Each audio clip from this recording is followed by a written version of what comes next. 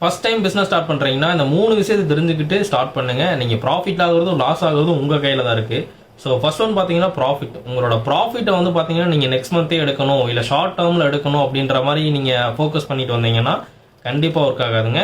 ஏன்னா பிஸ்னஸ் வந்து பார்த்தீங்கன்னா மேரத்தான் மாதிரி நீங்கள் கடைசி வரைக்கும் ஓடணும். நீங்கள் 100 மீட்டர் ரேஸ் மாதிரி சீக்கிரம் முடிச்சிடலாம், ஷார்ட் பொசிஷனில் முடிச்சிடலாம் அப்படின்றத பாசிபிளே இல்லை. Second one competitor. ஸோ உங்கள் காம்படிட்டரை பார்த்து நீங்கள் காப்பி பண்ணி ப்ரைஸை மாற்றுறது, ஆஃபர்ஸ் கொடுக்கறது, கலெக்ஷன்ஸை மாற்றுறது, இந்த மாதிரி பண்ணிட்டு இருந்தீங்கன்னா கஸ்டமர் உங்களோட ஸ்டாண்டர்டே இல்லை அப்படின்ற மாதிரி கன்சிடர் பண்ணுவாங்க. ஸோ தேர்ட் ஒன் பார்த்தீங்கன்னா ட்ரஸ்ட்டு.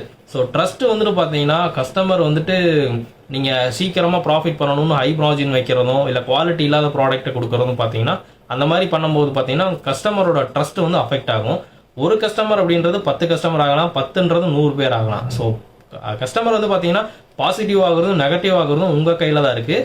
ஸோ டிஜிட்டல் மார்க்கெட்டிங் மூலமாக ஈஸியாக வந்துட்டு உங்களோட கஸ்டமரோட ஆடியன்ஸை வந்து ரீச் பண்ண முடியும். எந்த ஸ்பெசிஃபிக் ஆடியன்ஸ் உங்களோட ப்ராடக்ட்டுக்கு செட் ஆவாங்க அப்படின்னு தெரிஞ்சுட்டு அவங்கள மட்டும் ஃபோக்கஸ் பண்ணி பண்ணும்போது பார்த்தீங்கன்னா மார்க்கெட் பட்ஜெட்டும் பார்த்தீங்கன்னா கம்மியாகும். இது மூலயமா நீங்கள் ஈஸியாகவே உங்கள் டார்கெட்டட் ஆடியன்ஸை வந்து ரீச் பண்ண முடியும். ஸோ அப்படி எப்படி உங்களுக்கு டார்கெட் ஆடியன்ஸை ரீச் பண்ணணும் அப்படின்னு சொல்லுங்கள். மெட்டா ஆட் மூலயமா நான் பண்ணித்தரேன்.